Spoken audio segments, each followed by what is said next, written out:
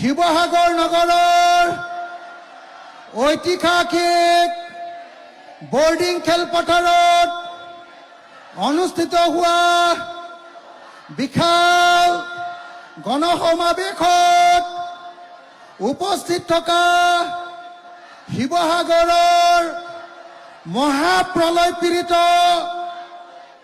মহাবান বিধ্বস্ত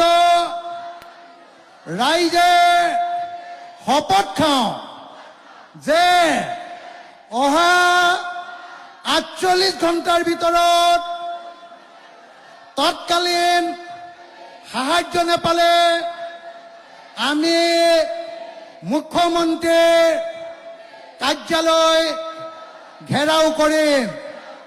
দ্বিতীয়তে আমাক প্ৰত্যেকটো বিধ্বস্ত পৰিয়াল আৰু দোকান বজাৰত 10 লাখ টকাকৈ ক্ষতিপূৰণ নিদিলে আমি মুখ্যমন্ত্ৰীৰ গাদী উফৰাই দিম। হিমন্ত বিশ্ব শৰ্মাৰ গাদী উফৰাই দিম।